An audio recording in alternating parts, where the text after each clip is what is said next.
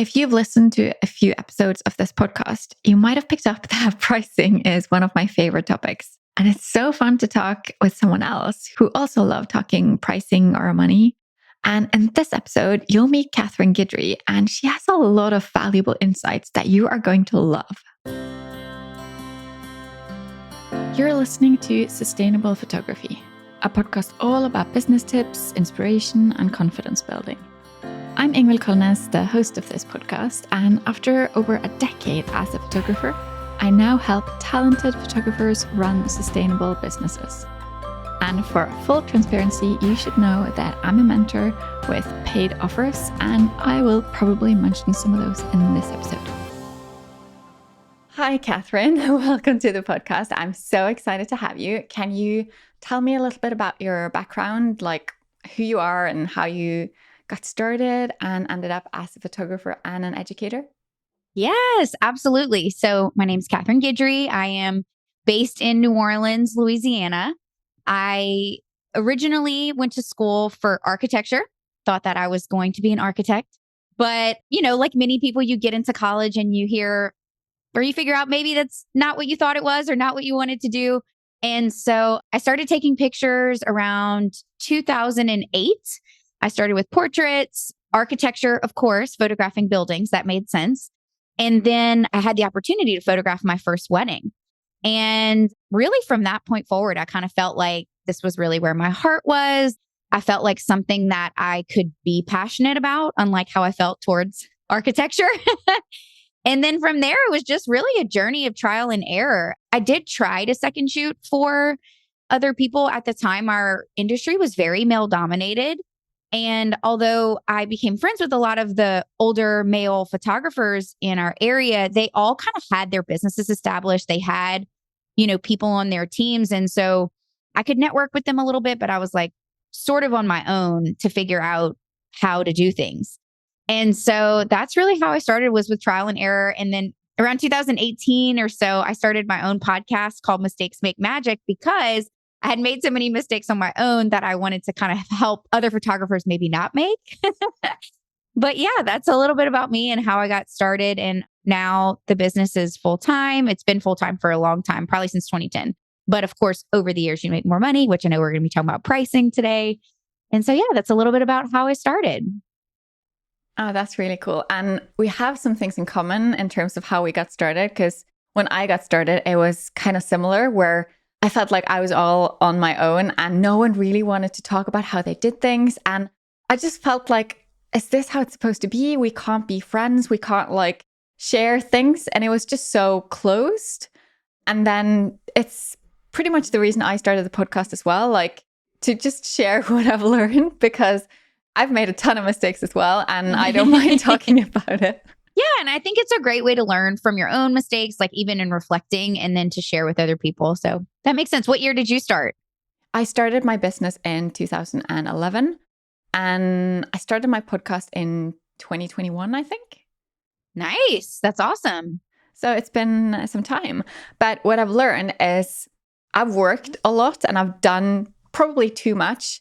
And sustainability has become my big passion, just trying to figure out what can we do to make things more sustainable, more lasting, more profitable. And I always ask the question, what is a sustainable business to you? And everyone gives a different answer. And I'm really curious to hear your perspective. Well, I have to be honest. I studied architecture. So sustainability in my mind was always affiliated with design and architecture. And so I Googled the word sustainable because I was like, okay, I need to know how to answer this question.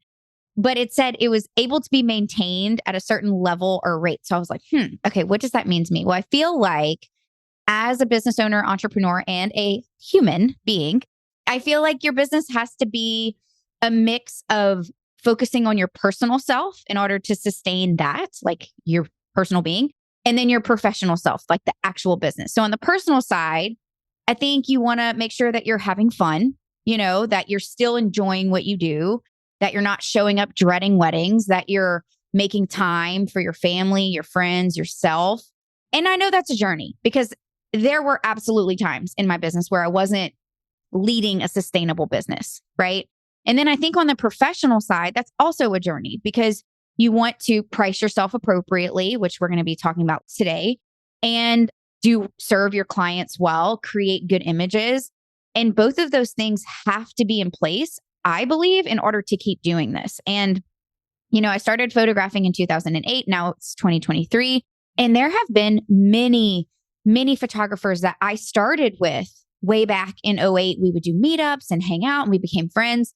And there are some that are no longer doing photography for a variety of reasons. But I find that a lot of times it's that they're either not making enough money to continue to do this, or they're just losing their personal selves. And so I really feel like being sustainable to be able to maintain that level or rate, like you have to have both of those elements in place. Otherwise, you're going to find yourself not happy anymore and not able to make a living. I agree with that so much. And I've had the same feeling of the people who were photographing when I started, they are not doing it anymore, at least many of them. And I think it's so sad. And I think that is something that as educators, we can kind of help do something about, like try to say, okay, so what is it that isn't working? What can we kind of pinpoint and do something about? And one of those things is definitely pricing. Because when I started and when many other photographers start, our prices are they're just guesswork. You just come up with some kind of random number that sounds like a lot probably at the time. And then that's the start. But what's your approach to pricing? Oh my gosh. Yes. That's such a good point. First of all, and I did the same thing. Like, I'm not even going to lie about it. I didn't know. I mean, you're starting a business, you're getting gear, you're doing all these things, and you're like, okay, well, now I have to charge something. So you're kind of just pulling numbers out of the air. And so I think that's totally normal. So if you're doing that right now, don't feel like, oh my gosh, everybody know, I think that's a very typical place to start. But the great thing is that you're like tuning in and you're wanting to learn about pricing and you're wanting to make those changes. And so the first thing I wanted to really quick throw out there too is, so you spell my name with a C, like catgresources.com. So catgresources.com. I have a guide that kind of helps people walk through creating their base price. And whenever I say base price, I mean like the minimum that you're going to charge for a wedding. And that price has become really important to my business. And I know the people that have gone through this pricing guide and through our pricing courses, because that's sort of like I'm going to be able to sustain this business through the year, pay my bills, and make a living. Because my base price, which you'll read in the guide, but I wanted to touch on here too, is like, it's going to factor in a lot of different things that are not arbitrary. Like, how much can you actually work in a year? We might say, oh, I can charge X number of dollars, but in order to pay your bills, that might look like shooting 70 weddings. And no one can really physically, I think at my busiest year, I shot 56. And most photographers, I don't think can take on more than 60 a year. That's just a lot. That is so much. It's so much. And so, you have to factor in like, how much can you work? And then how much are your bills? Everyone's situation is different. You may be in a really amazing, privileged position where you don't have to actually make anything, for a variety of reasons in that position. Okay. And in that case, your numbers are going to vary from someone who is the sole provider for their home and they have $65,000, $75,000 worth of bills a year. And so when you're looking at that base price, you want to really factor in your expenses, how much you can work, how much you want to work. And then from there, that's going to become your absolute minimum price. Like if you take that overall number of, $75,000 a year and you say, I want to shoot 20 weddings or 15 weddings or whatever that number is for you. And then you can divide it and figure out, okay, well, I have to make at least this much for those events. And also, side note, one thing that you just like a little asterisk on the side, you might want to think about how many weddings you're booking, because your first year, you're probably not going to book 20 weddings. You might book like 5 to 10 if you're really working hard because you haven't yet built your brand and your portfolio, right? So there's that. And then I have 2 other strategies that I really think about, which are, I don't ever do one like offering or package. I call them offerings or collections, but I offer my clients in a pricing guide a minimum of 3. I think right now we have 4. I wouldn't do more than 4. And within those pricing like offerings, which are made up of, services and products and all of that good stuff. They can sort of figure out where they fall, what they want. And the more they spend, the more they save. I don't like list the savings or anything like that, but I have an actual formula that I use that will allow me to discount them based on their total spend. And then I'll like discount their add-ons and then they save more money. And then the last thing that I always make sure is that, and this was, I think, the hardest part is like, you can put together the offerings, but then someone meets with you or they call you and they're like, well, I really like, your second offering, but I don't want engagements. And then you're like, oh crap. Like, well, now what does that cost? And I have to, go back to the drawing table and figure it out. But I do think that you want to offer your clients the ability to customize because not everyone is going to want the same thing. And even if you go with that one offering, I think, again, everyone's a little different. We actually, Ingvild and I were just talking about this. Like everyone does things a little different. Some people like one offering. I think the downfall of that, because I've done it, is that people are really thinking about like not adding on things. They don't want to add because they want to save money. Whereas like when you have those offerings and they can see like, oh, as the offerings grow bigger, I'm saving more money or like there's not as big of a gap in price. They're like, well, if I spend a little bit more, I might save. And so that's kind of how stores like Apple do it, when they bundle things together. And so I always try to observe things that I'm buying as well as a consumer and figuring out like what is going to help me build that like profitable business and also serve the clients well. Yeah, I like that. Like Starbucks as well. Like you just pay a tiny little bit more and the size doubles. And it's like, well, you don't even have to think about it. Of course you'll do that. Exactly. And that's like exactly the mindset that I think we should approach pricing with because we're already meeting our base. And Starbucks is too, like Starbucks is going to get their $5 coffee or whatever. But if they bump you up a little, which doesn't cost them much more money, it's like, well, then you feel like you're getting a deal and they're going to make a little bit more.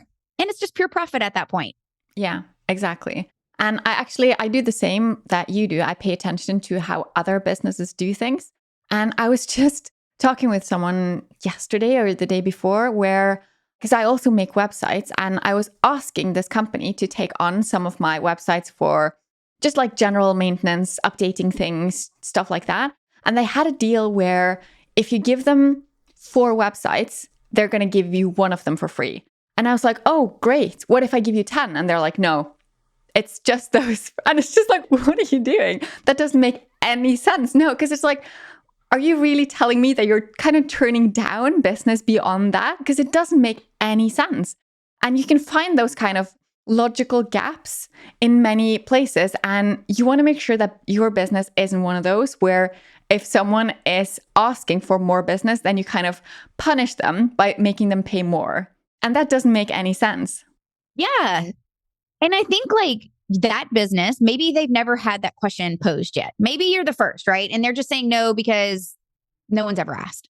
But I think when someone poses the question, don't just say no. Think about like, weekend fees are one of those things that a lot of photographers talk about. Like we have a membership called the Wedding Photography Society. In there, we've talked about these little things that pop up you really don't want to do. Well, the first time somebody asks you to shoot on a Sunday, which is like our one day off, don't just say no. Maybe think about, okay, is it a really hard no or is it I'll do it for this much money? And then you're inadvertently saying no if they don't feel it's valued at that much. But for you, if you're going to take off that Sunday to go and photograph their session, at least you're getting paid. So that company maybe should have thought like, this person's willing to give me 10 websites. That means I don't have to go get a second customer. What could I charge for that? That's my point exactly. Sometimes you think, oh, I don't think this is right, or this client is asking for too much, and you just say no. But you probably could say yes, but that will be X extra. And that's a big missed opportunity. I completely agree with that.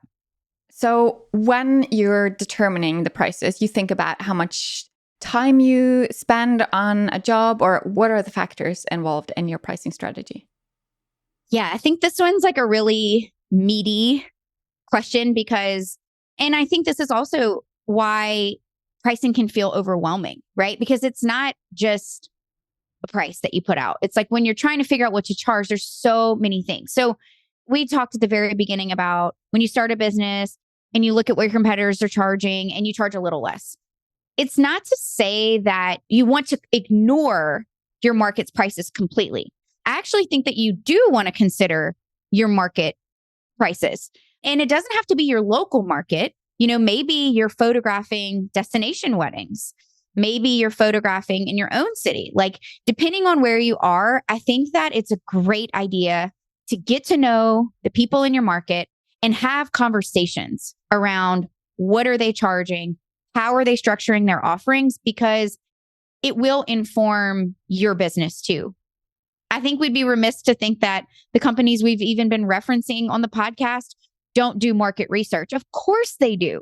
They know the areas, they know the other coffee shops or tech businesses in the area, and they know what they're priced at, because you don't want to be so far off that your prices don't make sense at all. Okay. So I think consider your market for sure. I want you, whoever's listening in, to think about like your clientele. I think there's a lot of myths about clientele that, if you move into a certain market, they're going to demand more. I really, truly believe, especially after doing this for 15 years, and I don't know, Ingvild, if you feel the same way, but it's like people are going to be different no matter the price point. I think you're going to have clients who ask a lot when you don't charge a lot. And then there's going to be clients who ask a lot when you do charge a lot.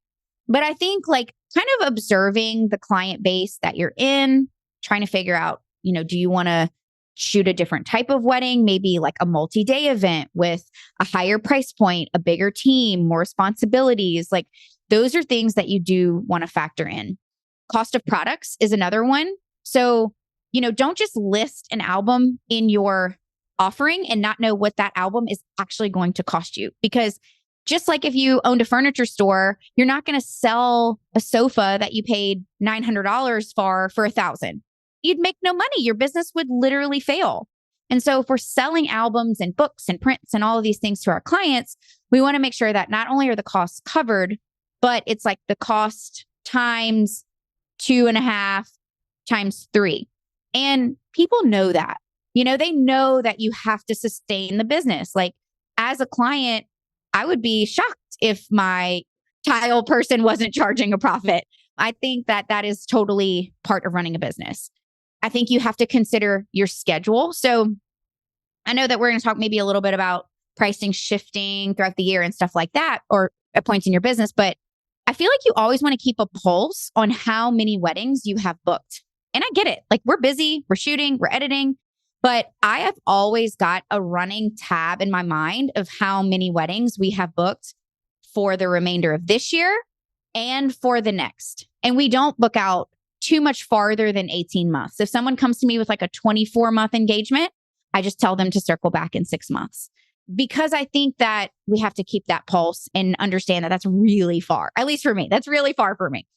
And so like keeping tabs on your schedule, then you're not just booking weddings, especially in the beginning when your prices are low. People might see, this photographer is a really low price. And so your calendar may actually fill quickly.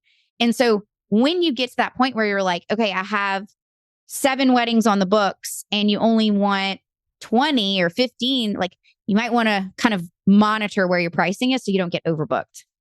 I think one thing, especially in the past couple of years, that I've observed is that your prices impact how people perceive your business. Wedding planners and venues, they kind of start to categorize you and refer you based on your prices. So if you're the least expensive photographer in the area, well, then that venue or that planner or vendor partner, whoever, they're going to refer you if they have a client who comes in with a low budget, and vice versa. If you're kind of on the high end, then they're going to refer you based on that. And so you want to price yourself based on your experience and your knowledge with an awareness of these things that we're talking about. Where the wedding is there a wedding planner? Like, just get as much information as you can. We use a client management system called Dubsado. Do you use Dubsado by chance? I do. Yeah, okay. I love it. Love Dubsado. After 10 years of being with a different company, I switched to Dubsado, and I've been so happy to have made the jump. But, in Dubsado, we have a contact form, which is like basic information. And then we have a deeper questionnaire. And that questionnaire really allows me to learn about the wedding, about the couple, and to get like a really good pulse on that event. I don't change my prices for people. I actually feel very strongly about not doing that. I think it's a bit unethical, but I do think that it's good to understand who is inquiring with you and then who's booking with you, just to keep that pulse on your business as you're continuing to evolve your prices moving forward. So I know that's a lot of factors to consider, but they really are all important. And I think that in order to keep that pricing and the business sustainable, you really want to think about all those factors when you're figuring out, like, where am I going to price myself in the market? Yeah, there is a lot to it. And I've checked out many pricing calculators and many blog posts and things about pricing. And something that I feel a lot of those are missing is marketing, like time you spend on your business, like marketing and all those kind of behind the scenes things. That the time is usually a factor, but it's in terms of like that specific shoot and not all the other things you do. How do you think, or how do you feel, or how do you factor in all that extra time that you spend on your business? When I think of marketing, I guess my brain sort of went to like advertising. And I guess like for the business when I first started, I did do more tangible marketing, like trade shows and, brochures and like printouts and all kind of things. Like I would make albums for venues. I don't really do any of that anymore.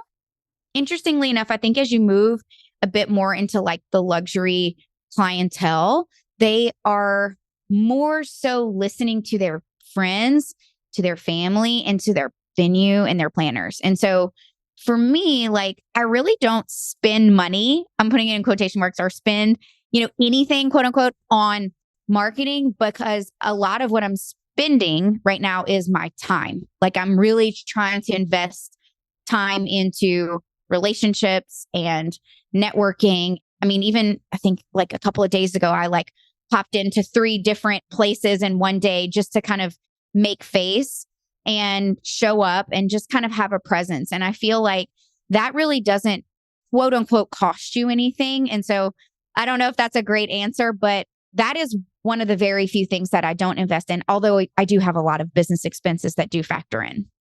Yeah, because even though you don't spend money on your marketing, you do spend time. So surely that has to kind of play a part in the pricing as well. So you don't just spend a ton of time and you don't get paid anything for it, because that's time that you can't spend doing shooting. Or if you have that problem, then you probably don't need to do much marketing. But yeah. Well, and I think that, yes, what you're saying is so true, because in order to have the time, you have to be, going back to the very beginning, running a sustainable business, because it leaves that space in there. And if you're not charging appropriately based on the amount of work that you're putting in, well, then you're not going to be able to have the time to do the marketing that you need. Yeah. So that's super valid. And you mentioned that you do have other costs involved in running a business and you factor those in. Yes, I do factor those in. So, I had a hard time for a very long time figuring out what those expenses were, because as entrepreneurs, and especially as wedding photographers, our income is very inconsistent. Like, our summer here is dead. There's no weddings hardly in the summer months. But then fall and spring, I can barely keep up. And I'm sure that's pretty relative or relatable depending upon where you guys live, where everyone lives. But, one thing that really helped me was that, okay, well, not only is my income inconsistent, but I felt like my expenses were inconsistent. And so I switched, I would say, every bill that I could switch from annual to save a little bit of money. I switched to monthly. And Dave Ramsey would probably be upset with me because I'm spending a little bit more money on my subscriptions and my softwares and things like that. But it allowed me to get a really solid understanding of what my bills were every month. And so what I was able to do was like take those numbers and add them together, and going back to my base price, multiply it times 12 to get a good idea of like how much I needed to make per year. And then I also kind of took it a step further, and like, how in Dubsado, there's the monthly goals on your dashboard. I put that plus a bit on my monthly goals. And every time I open up Dubsado, I can see, where am I in terms of like how much I've made that month to know if I've met that monthly goal yet. And, like this month, for example, we're at the 20th right now, and I met the goal a bit early. So it's like a good feeling. Like, okay, met my goals for the month. But if you're feeling a little slow and somebody last minute asks you to shoot a portrait session or whatever, you can kind of pick up an extra job. And so you're always kind of keeping that gauge of where you are. I try to pay my subcontractors on a per job basis versus an hourly basis. I know the VA industry is like really developing and really changing. And, if you're having assistants help you with the business, sometimes people don't want to do that. But I think you can negotiate pretty much everything or like work through it together. I don't really love the word negotiate because I'm not trying to buy them down. It's more just figuring out like, okay, how can you make what you need? And I can calculate my expense as well. So like, for example, I have someone that helps me with culling and editing. And when she first started working with me, I would let her charge me per hour because I knew she was learning and I wanted to pay her fairly. But now that we've kind of gotten into a flow, she's been with me for like 3 years. She knows how long it takes her to cull a wedding and edit the wedding. And so I basically just had a conversation with her. Hey, how many hours does it take you to cull? How many hours does it take you to edit? And then we came up with a number. And so now every wedding, I know, okay, that part of this wedding is going to cost me this much money. And I can just subtract that out. Same thing with your second shooters, like overestimate a little bit. If sometimes you hire them for 6 hours and sometimes you hire them for 8, just factor in 8 times their hourly and lump that in when you put your pricing together. And I think that will really help you start to understand not just your personal expenses, but also like your per job expenses and factoring all of that into the total price. So you're not like coming out of pocket. And yeah, there are going to be unexpected things that come up. One thing that always gets me is like Uber costs or food costs on the road, things that you didn't really like think about. But it's good to have those buffers in your pricing just in case. So that way you are covering your basis. Does that make sense? Absolutely. Yeah, I think that's a good idea. If you go to ingvildkolnes.com/shop, you'll find a few offers with your name on them. One of them is the Power Hour, where you can choose profitability as the topic. It may just be what you need to review and update your prices and to make sure that you are making money in your business. I'm sure because of your podcast topic, then you have thought about this quite a lot, but what are some common mistakes that you often see photographers making when it comes to pricing? Yeah. And all of these prices I have made. So, I always want to come at it that way because I don't want someone listening to feel like, oh, she's calling me out or she sees me. Like I've learned these things because I've done them myself. But we already touched on one, which is pricing based upon what other people are charging. And the downfall of that is that you don't have that awareness of the things that we've been talking about so far. And what it's going to leave you with is maybe not making enough money, maybe finding yourself unable to sustain the business. And so that's a really big mistake that a lot of people are making. I think arbitrarily making up numbers. I mean, I even heard a photographer say to another, oh, like just figure out what their budget is and just come up with a number. Don't do that. Please, please, please. There are many reasons, one of which is that a lot of your clients are friends and they're referring you. And so if you don't have that strong formula and system, like eventually someone's going to call you out on it and they're going to say, hey, you charge this person this and you charge me this. It's okay if your prices go up over time, but I think it's not okay to not have like an awareness of why you're charging what you're charging. So that would be another one. Pricing too low, which is going to result in burnout, overbooking, not being able to keep up, forgetting about that personal side of the sustainable business. And interestingly enough, I also think you can price yourself too high, too quickly. And I just feel like you always hear, oh, charge more, charge more. It's like, okay, yeah, that's great. But are you charging more based on where you are in the business? Like, do you have the knowledge, the capacity?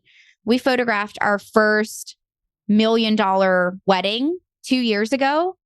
And I remember thinking, holy cow, when I looked at the timeline, it was like 35 pages. When I got the floor plan and the detail list, also like, oh my goodness, just the amount of pressure I felt at that time. And at the time, I'd been photographing for over a decade and I knew I could do it. But I also thought, wow, I'm really happy that I waited this long to charge what I did, because there's an expectation here for me to be able to show up with my team and document this well. And that's not meant to scare anyone. Like, that's just meant to say, don't just price yourself at a certain point because you feel like you have to, but rather do the things that we're talking about so that you have really good understanding of why you're charging what you're charging.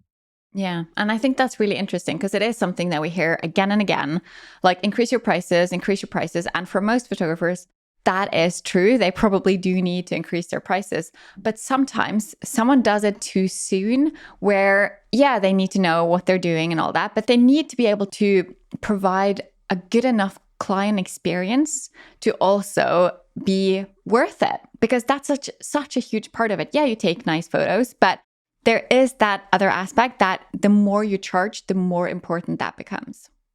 Absolutely. Yes. And the clients are looking around, and if they're looking at photographer A, another thing, and photographer B, and they're like, okay, these two photographers are charging the same thing, and maybe it's a lot. Another thing that could happen too is that maybe photographer A's portfolio maybe isn't there yet, and then they just won't get booked. And that's also, the business side of having a sustainable business is like being able to make money. And like, everyone wants to be able to do, I feel like I want to do this for a living. Obviously, you want to do this for a living. And so, part of being able to do this for a living is getting booked. And you really kind of need to price yourself in that sweet spot to where people feel like you're appropriately charging for your services, your portfolio, your experience, all of that good stuff. Yeah. So what's the best way to get there? Is it increasing the prices incrementally, or how do you know when you've reached that sweet spot? I think evaluating how many bookings you have is good. We do raise our prices, I would say probably every 6 months to a year, if we feel like we're still, raising and still getting bookings.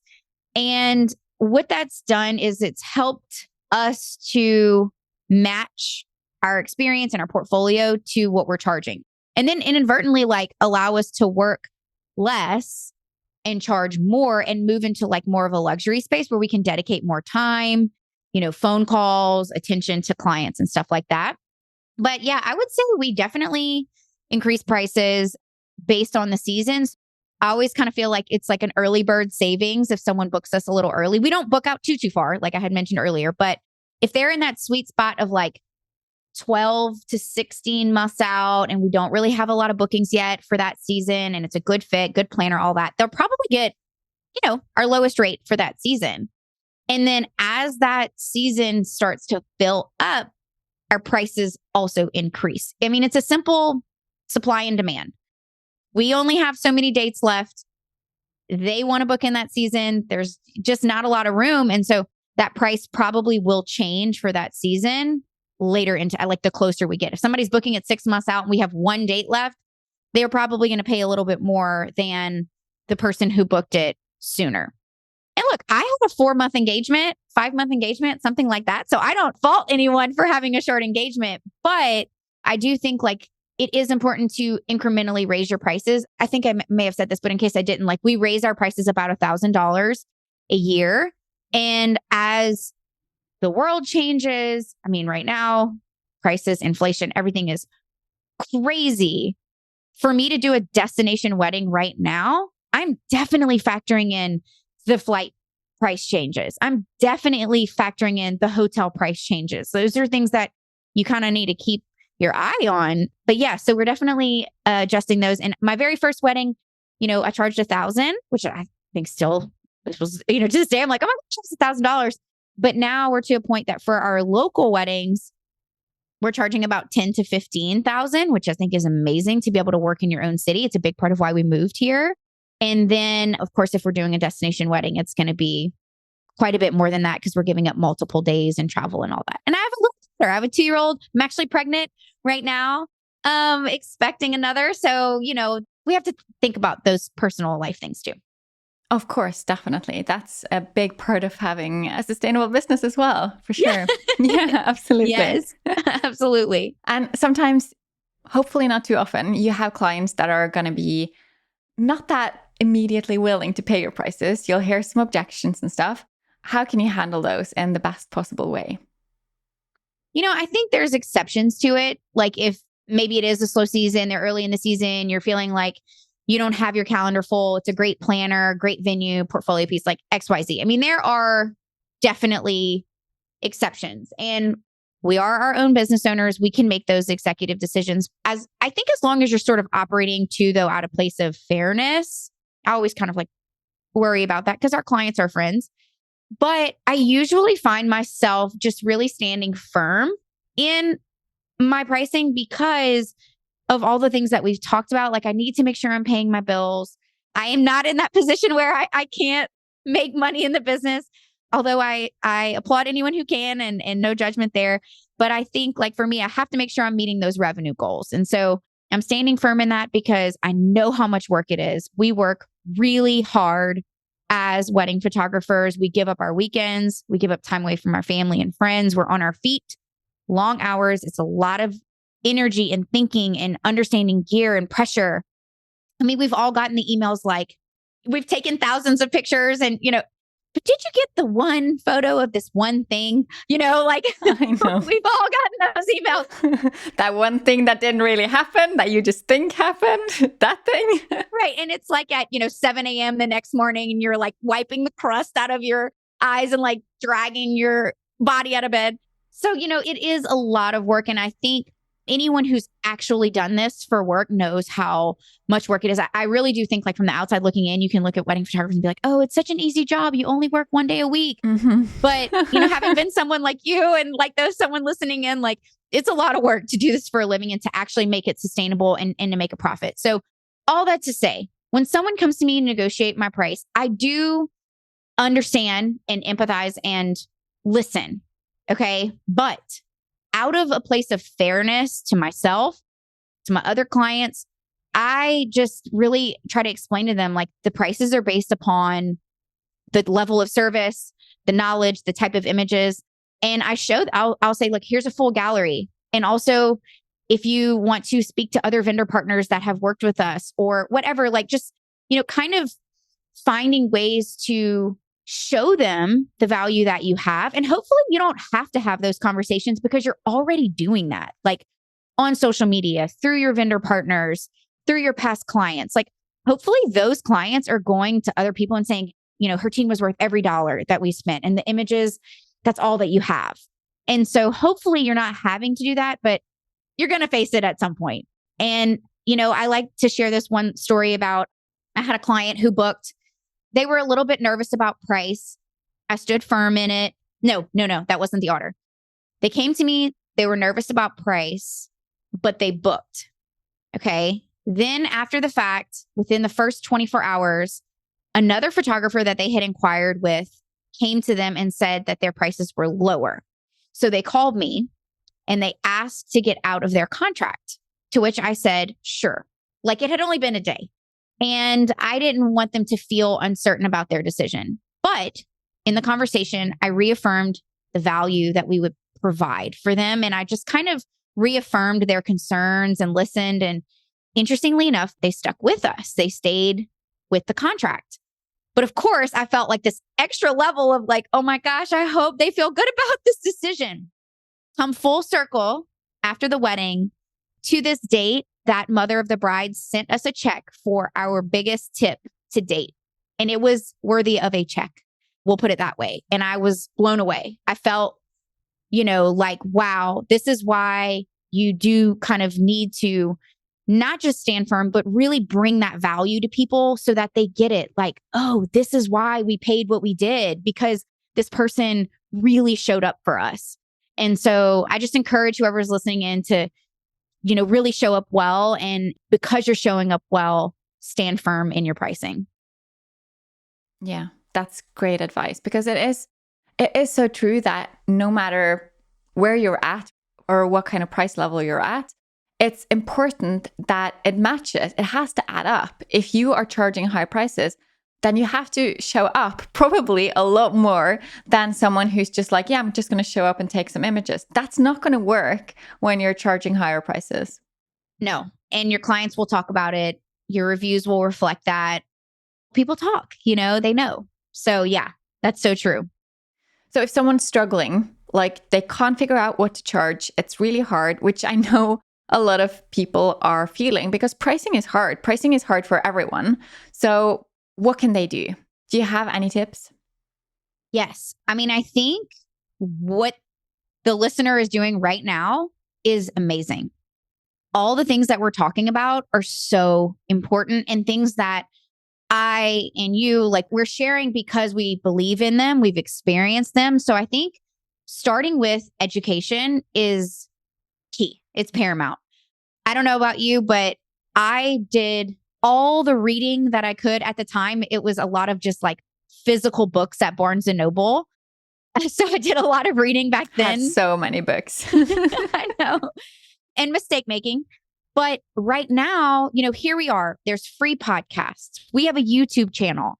We even have like an education site at catgeducation.com where we have mini courses. Like I have a 1-hour pricing mini course. I think seeking knowledge, talking to people, listening to experts in your industry is such a great place to start because knowledge truly is power. And the more you understand your business, the better off you're going to be in building that sustainable business and doing something that you love. I always come back to the fact that like I studied architecture, but I love photography. This is what I want to do until my body can't do it anymore. And in order for me to do that, I have to have the practices in place. And anyone who wants to do this has to have the practices in place to sustain the business for the long haul. And I think just having the knowledge is going to really help them do that. So education all day. Yeah, I agree. And I've made the same mistakes that you have. I've tried all the different things. I've read all the books, and it does make a huge difference when you learn from others and when you don't have to make all the mistakes because someone else has made them for you. Yeah, this is very true. So learn from others' mistakes. And, I'm still learning. I don't know if anyone's ever heard of like Jose Villa or like Joel Serrato, but in our membership, the Wedding Photography Society will like bring people in. And yesterday it's like, I'm listening to Jose and Joel talk and I'm thinking, I am not where they are. I am not yet there, but I am seeking that information, that knowledge so that I can be where they are one day. And, Jose, I think he said he's been doing this for 25 years right now. And it's another thing just to kind of like know that it's not going to happen overnight, but you can continue to always learn. I am not a master yet. I am continuing to strive to be every single day. Yeah, we both are. We all are. That's what we're doing. We're just learning. Yeah, I love that. Absolutely. So to kind of tie things back together, how or what would you recommend to do to build a sustainable business? So I think in going back to the very beginning, your question about what is a sustainable business, I think it's always keeping that awareness of your personal self and your professional self. And there are going to be times where, life swings one way and it swings the other. Like when I had my first baby, I set up some really hard boundaries around my personal self. And I'm kind of feeling like that again. Like, I need to really think about what am I committing to? What am I saying yes to? And then I had already told Brad, not too long ago, my husband, I said, I can see that next year I'm going to go back to that conference again, or next year I'll be able to do XYZ. But I think just keeping that awareness would be one thing. Also, just understanding that even in listening to education and podcasts, YouTube, all the things, sometimes you're going to be like, oh my goodness, this feels like a lot of information. I can't factor all these things in one day. And that is very true. You are not going to be able to do all the things in one day, one, year even. And so I just encourage, them to take it one thing at a time and one day at a time and just slowly start to build the business, the portfolio. And before you know it, as you're gradually growing, like all things are also building and becoming stronger. And so yeah, I think that, and just not comparing yourself. I don't know. I mean, that's a hard one. That's a whole nother thing all in of itself, but just reminding yourself that it does take time. And so that would be my advice to build a sustainable business for them. I love that. That's perfect. So where can the listener go to keep learning from you, Catherine? So I think the best place would be our resources site, CatG Resources. There's a lot of really great information there that they can learn from. So I would direct them there. And I also just wanted to quickly say that I wanted to say thank you to you for having me and for putting out this podcast. Actually listened in to a few of the episodes. You're such a great interviewer. I love the questions you ask and the intentionality that you have. You're so organized. Oh, thank you. And I think that this is very, very beneficial. I truly believe that the education and the knowledge that the listeners getting will bring them far in the business, and not just building any business, but one that they can have for the long haul. So thank you so much. I'm really happy to have an honor to have been here today.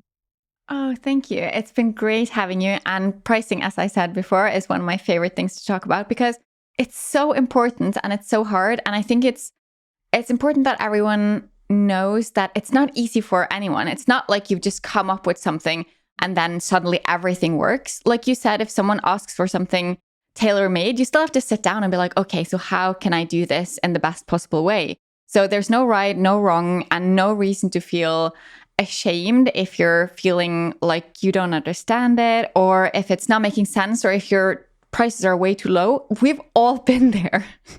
Yes, 100%. And it's okay. Like, it's okay to be there because you're learning and you're growing. And, you know, the information is there and they're seeking it. And I think that's the best place to be. Definitely. Well, thank you so much, Catherine. I'll be sure to link to your resources in the show notes so that you're easy to find. But thank you so much for doing this. Oh my gosh, you're so welcome. Thank you for having me. You just listened to an episode of Sustainable Photography. Please share this episode with a photographer you care about.